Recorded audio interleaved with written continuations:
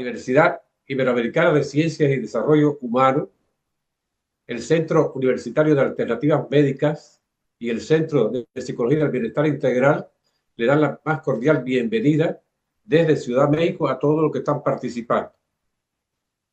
Esta tarde tendremos el honor de contar con la presencia del doctor José Luis Verdonces con el tema el cannabis medicinal, usos terapéuticos y la legislación.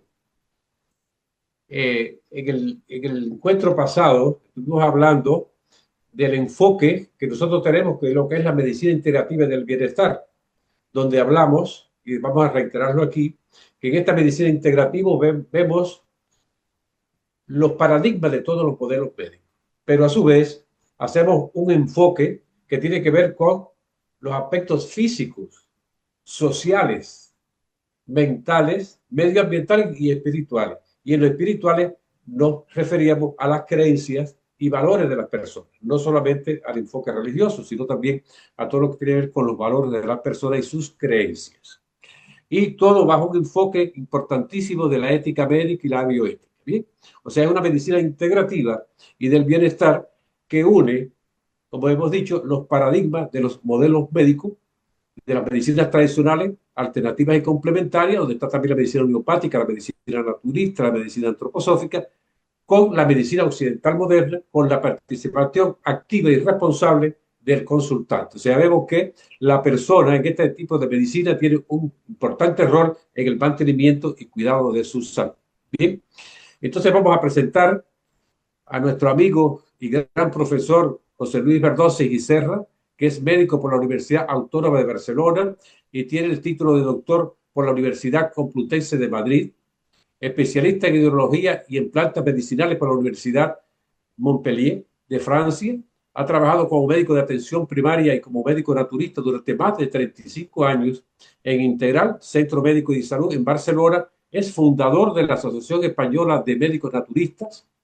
Durante 12 años fue director del Diplomado de Medicina Naturista de la Universidad de Barcelona, donde tuvimos el honor de que nos invitara a impartir allí algunos temas también.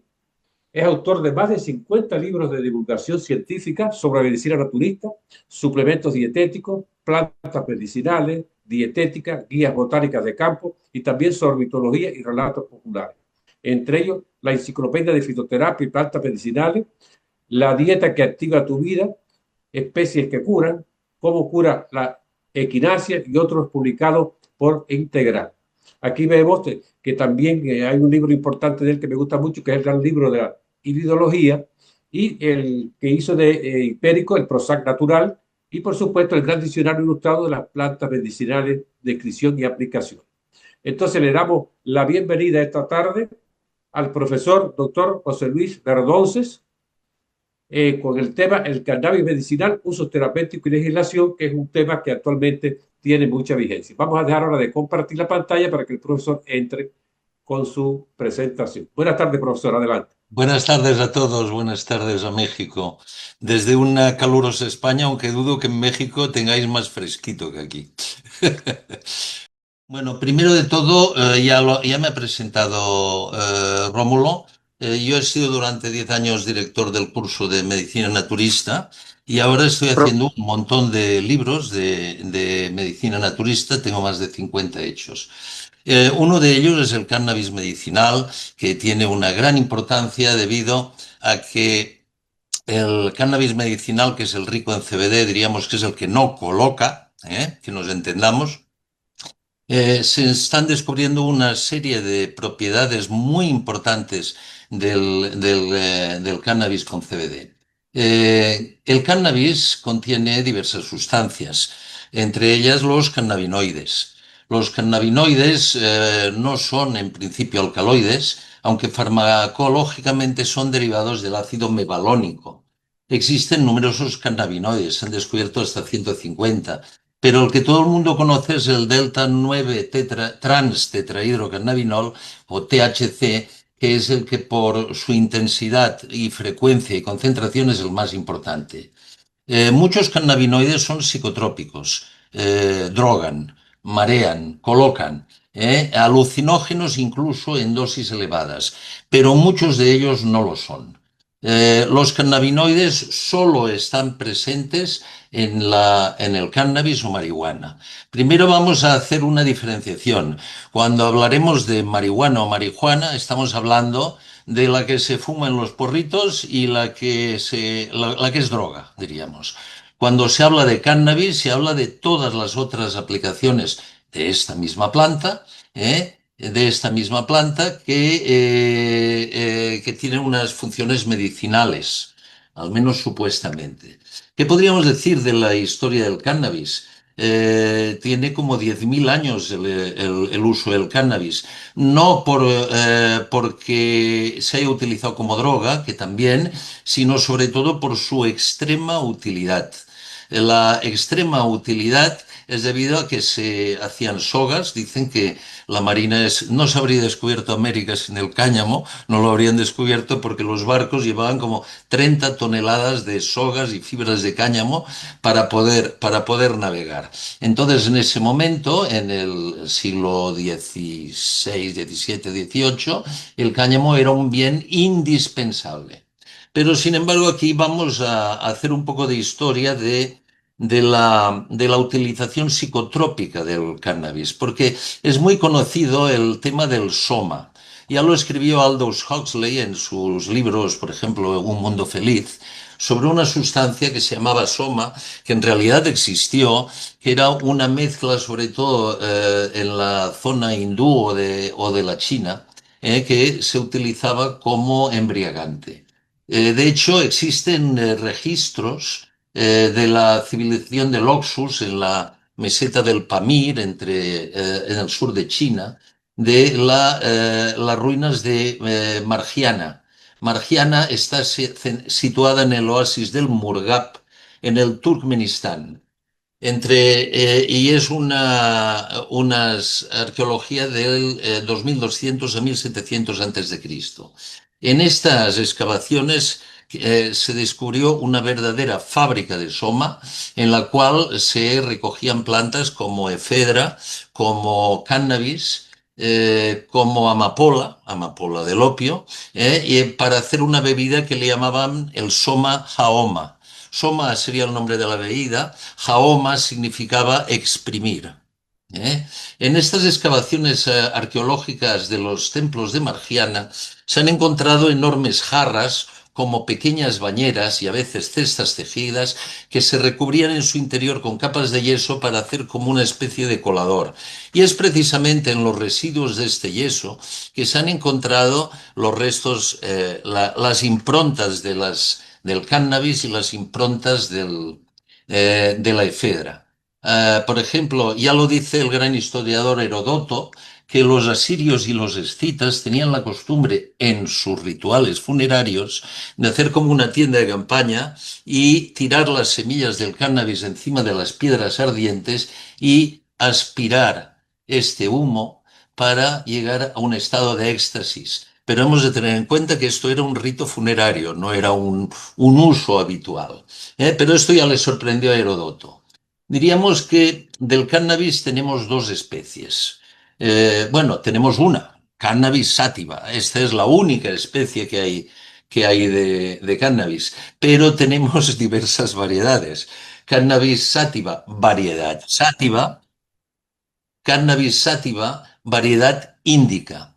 Aún podríamos hablar de una tercera, que es la Cannabis sativa, variedad ruderalis, que ya veremos qué interés tiene.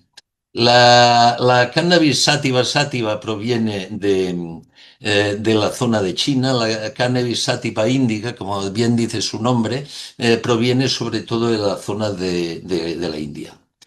El cannabis tiene en sus hojas y más estrictamente en las brácteas perigonales, que son las hojas que recubren las florecitas femeninas, tiene tricomas. Los tricomas, mal llamados pelos, porque los pelos son de los animales, no de los vegetales, son células glandulares, hay adenoglandulares también, que acumulan la resina del cannabis, especialmente en las partes más altas, en las partes más cercanas a la flor femenina.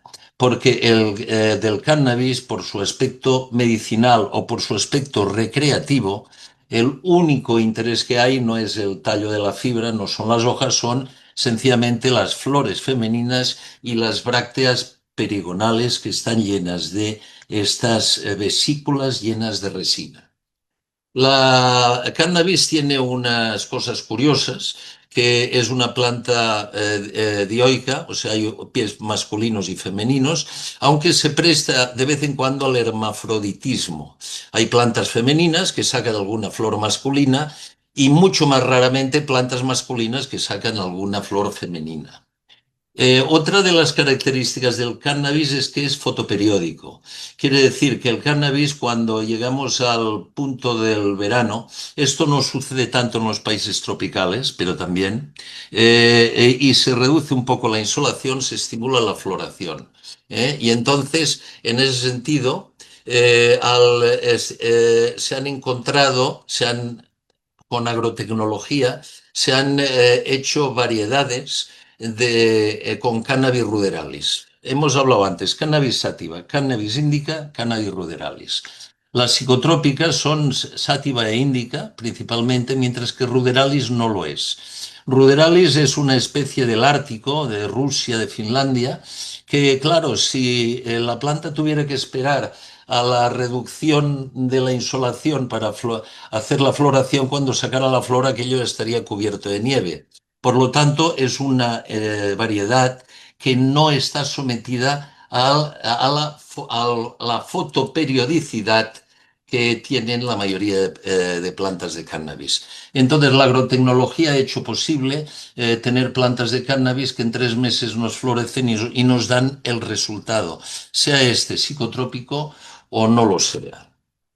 ¿Qué pasa con la marihuana? Bueno, la marihuana todo el mundo conoce, es una droga o ilegal o no legal, que produce alteraciones de la respuesta estresante al miedo, del comportamiento, aumento de la imaginación, despersonalización, reducción de la memoria a corto plazo, disminución de la concentración, alteraciones de la coordinación del movimiento, de la habilidad motora, de la marcha. Por eso no se puede manejar un coche con cannabis, ataxia o distorsión del tiempo y del espacio. Hay muchas más, pero no estamos hablando del cannabis psicotrópico, aunque no podemos dejar de hablar de ello porque es la misma planta, se trata de la misma planta. En los años 60, el doctor Rafael Meshulam de Israel, de la Universidad Hebrea de Israel, que por cierto es el país que más porros fuma de todo el mundo, me he enterado hace poco, descubrió el tetrahidrocannabinol, delta 9 trans tetrahidrocannabinol. Y con el descubrimiento del cannabinol se descubrieron los receptores cannabinoides. Los receptores cannabinoides son un sistema de receptores, cuidado, el sistema de receptores más importante del cerebro. Hay más receptores cannabinoides que receptores serotoninérgicos, opioides. Hay más que de todos los otros. Por lo tanto, estos receptores no están ahí para recibir la marihuana, sino para hacer otras funciones. Y entonces se denominaron estos receptores CB1 y CB2.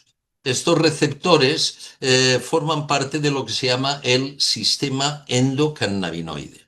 Para que nos entendamos, el THC, que es el cannabinoide droga, diríamos, actúa sobre todo sobre el receptor CB1, mientras que el cannabidiol, que es el segundo cannabinoide más importante del cannabis, actúa sobre todo sobre el receptor CB2. Esto nos indicaría el por qué ciertos cannabinoides tienen un aspecto psicotrópico y otros no. Aunque esto es relativo. Cuando digo el CBD no tiene una acción psicotrópica, no tiene una acción psicotrópica evidente, pero alguna tiene, ¿eh?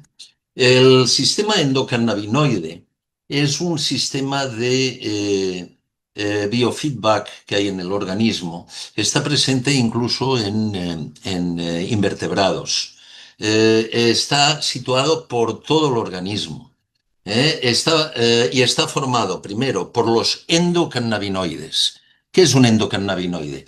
El THC del cannabis es un fitocannabinoide, es un exocannabinoide, es un cannabinoide que si se administra desde fuera. Mientras que un endocannabinoide es aquella sustancia que hace el mismo efecto pero que se forma dentro de nuestro organismo y sobre todo en las sinapsis neuronales. El sistema endocannabinoide está compuesto de eso, de los endocannabinoides, de los receptores, que son muchísimos, millones. Decíamos CB1 y CB2, hay otros receptores supuestos también, y las enzimas que producen y descomponen los endocannabinoides. Solo en el cerebro los receptores cannabinoides son más numerosos que todos los demás juntos. Es sin duda el sistema de receptores más importante de todo el organismo. Así, los receptores CB1, que nos entendamos, los que responden a la marihuana y no al cannabis, se encuentran en áreas cerebrales relacionadas con la sensación y el dolor, con la memoria y el aprendizaje, con la emoción como ansiedad, depresión, miedo, con el control motor, de ahí, digamos, la tontería al moverse que tiene aquel que va fumado, ¿no? Produce hambre, que es otra de las cosas que está conocida del fumador, reduce la náusea, lo cual es muy importante, llegar a las náuseas, por ejemplo, por quimioterapia, y actúa sobre el centro del placer y la recompensa. Todo eso mayoritariamente en el cerebro, pero tenemos el CB2, que es donde actuaría es el mal llamado cannabis medicinal, que se sitúa sobre todo en el sistema inmunitario. Entonces los investigadores dijeron, bueno, pero el sistema inmunitario tiene que ver con el cannabis, ¿no? Bueno, pues ya veremos que sí. Eh, eh, También podemos encontrar cannabinoides sintéticos, porque se han creado bastantes cannabinoides sintéticos, que no tienen una gran popularidad en el mundo médico porque son tan buenos, diríamos, que están muy prestos a producir efectos secundarios. Los fitocannabinoides, o sea, los que encontramos en el cannabis, tenemos dos de mayoritarios, el THC, tetrahidrocannabinol, y el CBD, cannabidiol. En general, entre estos dos, la mayoría de cannabis ya tienen el 80 o el 90% de todos los cannabinoides que tienen. Las variedades de cáñamo de fibra para hacer sogas de barcos tienen bastante CBD. Pero igual cantidad de resina prácticamente. Mientras que estas virguerías que han hecho la agrotecnología de hacer cada vez marihuanas más y más potentes para el que quiere recrearse con ella, pues tienen más THC. El proceso de fermentado de la hierba, de envejecimiento o el calor descarboxilan estos cannabinoides y liberan sus formas activas, porque lo curioso es que la planta en verde no tiene ninguna acción porque estos cannabinoides están en sus formas carboxiladas, en forma de ácidos carboxílicos. Así veremos que el tetrahidrocannabinol, que sin duda es el más estudiado, más que el CBD medicinal, varía en función de la parte de la planta que se trate. Si estamos hablando de raíces, tenemos una menor a 0,03%. En los tallos bajos, un 0,1%. En las hojas, un 2%. Y en las flores pistiladas y las brácteas perigonales, llegamos a tener hasta un 12% de tetrahidrocannabinoides. Quiero decir con esto que la droga, y ahora hablo de droga en sentido farmacéutico, la droga utilizada es la flor femenina y las hojitas que rodean la flor femenina. Hay que decir que estos cannabinoides los fabrica el cannabis a partir de un cannabinoide que es el cannabigerol, que se le ha llamado la madre de todos los cannabinoides, porque luego por degradación o por evolución, más que por degradación, se forman ácidos carboxílicos de THC y de CBD y de CBC también, luego se descarboxila y salen sus formas activas, pero luego nos puede pasar que esa marihuana o ese cannabis ahí queda aparcado y eso sigue degradándose hasta que envejece y se produce el cannabinol, que es el último cannabinoide que se forma y que tiene un 10% de la efectividad del THC. También hay que decir que se ha estudiado bastante el contenido global de la planta y este contenido de cannabinoides es justo en el momento de la floración, cuando está al máximo de floración, que es cuando la planta también más huele. El tetrahidrocannabinol es el componente principal de la marihuana, responsable de la euforia y de la elevación del estado de ánimo, si no se abusa, porque entonces ni euforia ni elevación del estado de ánimo. Tiene la capacidad de estimular los receptores CB1. Os decía que en el año 64 el doctor Rafael Mechoulam descubrió el 9-THC y 10 o 15 años más tarde el doctor Devan construyó, y esto es así, es un poco complicado, el primer receptor cannabinoide y lo observó in vivo. Los efectos del THC se pueden inhibir con el rinonavant, que es un antagonista del receptor CB1. También se ha visto que los efectos del THC se reducen con naloxona, que es lo que se da a los que son, perdón, a los que son adictos al opio o a la morfina o a la heroína. Tenemos, sin embargo, el segundo cannabinoide, el primero en las cepas o en las variedades de cannabis medicinal, que es el cannabidiol, que no es agonista, o sea, estimulante del receptor CB1, sino que es antagonista del CB1. Tiene una acción opuesta al THC. Curiosamente, si una persona se fuma un porro con mucho THC y mucho CBD, al final no tiene tanto efecto porque el CBD inhibe la acción del otro. Se ha visto que el CBD puede estimular el sistema inmunitario, de hecho lo estimula. Tiene acción protectora sobre las enfermedades neurodegenerativas, como por ejemplo la enfermedad de Parkinson, y puede reducir la toxicidad de la dopamina. Fijaos una cosa, la marihuana da temblor.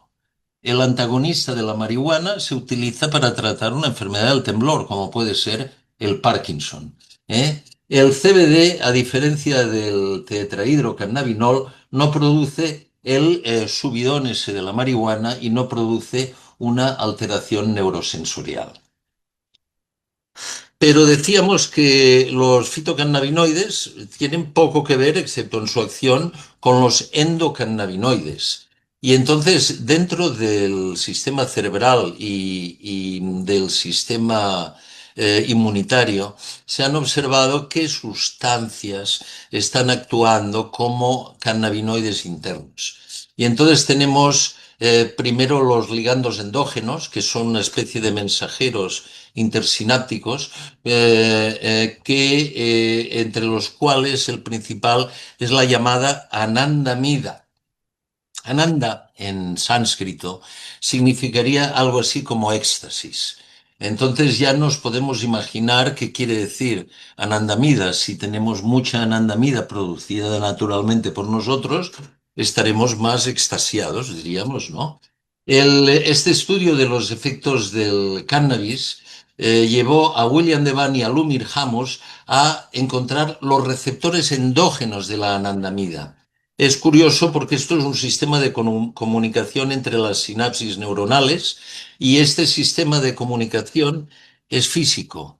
Físico quiere decir, como ya lo saben todos los neurólogos, que el sistema nervioso no es solo electricidad, sino que en sus conexiones se liberan unas sustancias que están bastante estudiadas, entre ellas estos receptores acoplados a la proteína G, que es una proteína bastante importante en nuestro cerebro.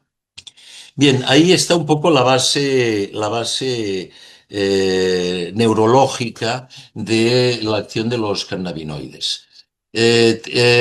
Una de las cosas que se está promocionando hoy en día es el aceite de cannabidiol.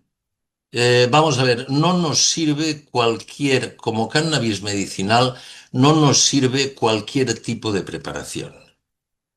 Por ejemplo, una marihuana remojada, macerada en aceite y luego administrada, tiene poca efectividad, poca efectividad. Entonces, el aceite de CBD, también conocido de cannabidiol, está hecho de tallos, hojas y flores de la planta del cáñamo, que contengan altas cantidades de cannabinoles terapéuticos activos. Aquí ya no hace falta que sea en la máxima concentración porque ya la farmacología ya sabe extraer estos productos.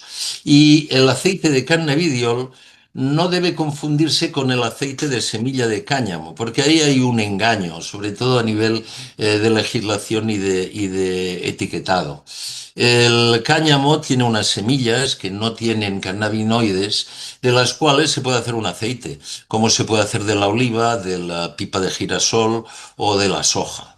Entonces, este aceite fijo de cáñamo no tiene ninguna actividad de tipo cannabis medicinal.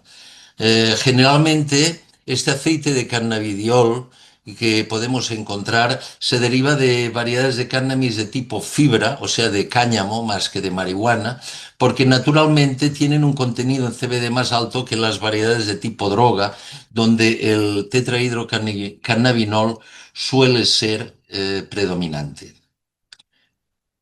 Los criterios de calidad para los productos del cannabis habrían de ser los mismos que para otro tipo de medicamentos. En principio, diríamos que sin organismos genéticamente modificados, libre de pesticidas, herbicidas, fertilizantes químicos y solventes. Extraído por presión en frío, porque hay una extracción de aceites que se hace con disolventes químicos y esto no es muy interesante. La concentración de estos aceites de CBD puede variar de un 3%, un 6%, un 8%, incluso hay de un 15 a un 45%, pero esto depende sobre todo de la legislación, que es un tema que aún diríamos los legisladores aún no se han adaptado al hecho de que se pueda permitir un cannabis que no es droga. Esto es, las mejores preparaciones de cannabis medicinal se hacen con extracción supercrítica con CO2. Es el método más limpio, más puro, menos tóxico y es costoso, es muy costoso. Entonces aquí hemos de ver que en legislación, por ejemplo, primero fue el Uruguay el que legisló para permitir, digamos, el consumo, venta, distribución de marihuana. En Uruguay se considera que si uno tiene 6 plantas en su jardín es para su uso medicinal o no medicinal personal. Siempre es una cuestión de cantidad.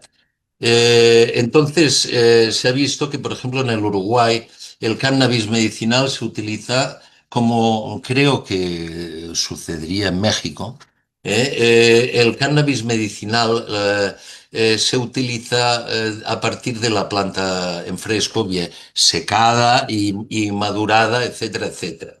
Mientras que en otros países, como por ejemplo el Canadá o Estados Unidos, se utilizan más estos aceites de cannabidiol que deben tener, yo no he comprado nunca de esto, pero deben tener un precio verdaderamente astronómico, porque realmente son mecanismos farmacéuticos, aunque se puede hacer en casa, mecanismos farmacéuticos muy complejos. Eh, yo quería también comentar más cosas. Vamos a ver.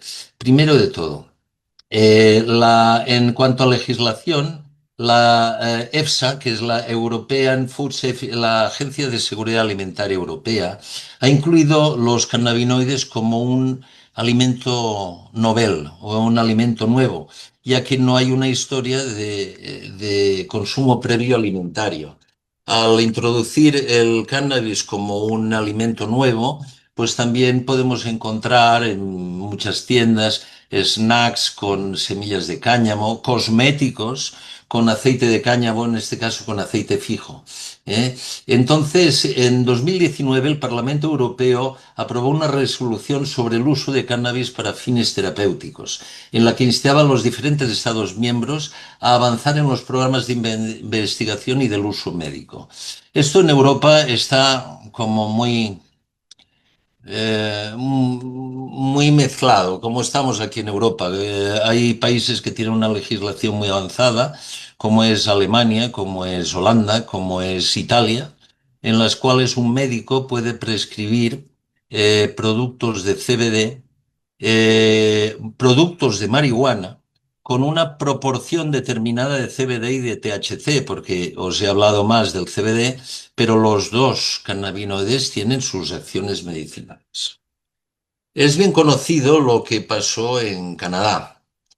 Canadá fue uno de los primeros países desarrollados que legalizó el uso, el consumo y la venta de marihuana y de cannabis. Y curiosamente, para alarma de mucha gente muy conservadora, esto los canadienses lo hicieron para proteger a su juventud, a la juventud. Dijeron que lo que era peor es que esto estuviera desregulado. Entonces se nos vendió la legalización del cannabis en Canadá como unas imágenes, como unas colas de gente que iban a la tienda del cannabis a comprar su cannabis para hacer sus porritos y todo eso. Y se nos vendió pues que eso era lo del Canadá. Pues no, señor, es mucho más que eso.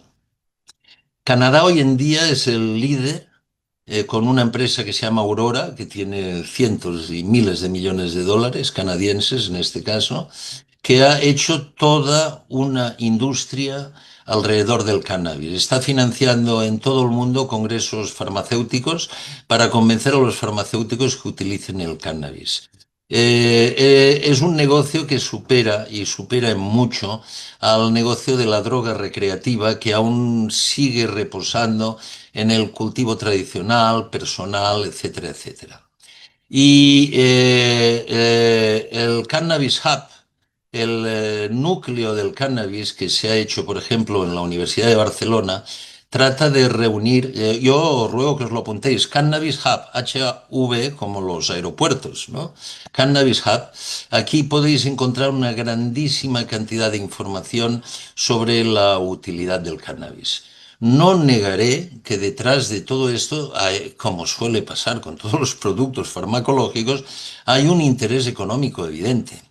Pero el que haya un interés económico evidente no quiere decir en absoluto que no haya ninguna utilidad, porque las utilidades son muchas y muy variadas. Sin embargo, hay que decir de que los que están contra el cannabis medicinal están diciendo de que cuidado con el CBD porque aunque no tiene un efecto psicotrópico evidente, no deja de ser una planta que actúa sobre los sistemas de neurotransmisores cerebrales. Y de ahí la utilidad en el Alzheimer, en el síndrome de Huntington, en la anorexia nerviosa. Recordemos que abre el apetito. En la anorexia nerviosa, en la psoriasis, he visto, en el cáncer de mama. Hay toda una serie de enfermedades en las cuales hay una grandísima cantidad de información sobre los efectos que tienen los cannabinoides y sobre el papel que tiene el sistema endocannabinoide humano o animal, en todo caso, sobre este equilibrio de la homeostasis. Porque la función final del sistema endocannabinoide es el equilibrio homeostásico. ¿Qué decir de la marihuana droga? Con esto del cannabis medicinal, los pobres policías de aduanas y los perros que tengan para ir oliéndola, la hierba, deben ir como locos, porque resulta que la persona que consume un producto de CBD da positivo a los test estos de drogodependencias y si tratas de pasar el CBD por un aeropuerto, el perro enseguida lo huele, porque estamos hablando de cannabinoides, no de las otras sustancias como los terpenos, que son los que le dan el aceite esencial y su digamos, intenso olor, el olor que tiene la marihuana. Yo os quería decir, pues, mi opinión. Mi opinión es mezclada en esto. Mezclada porque con todo esto del cannabis medicinal se ha tratado de encajar una hierba a una planta no legal, no, no es ilegal tampoco, porque para fibra no lo es, con todo el tema de la problemática de la drogodependencia. Pero hay que decir más cosas. La marihuana hoy en día se calcula y son cálculos, digamos, tirando muy a lo bajo. La consumen en unos 300 millones de personas.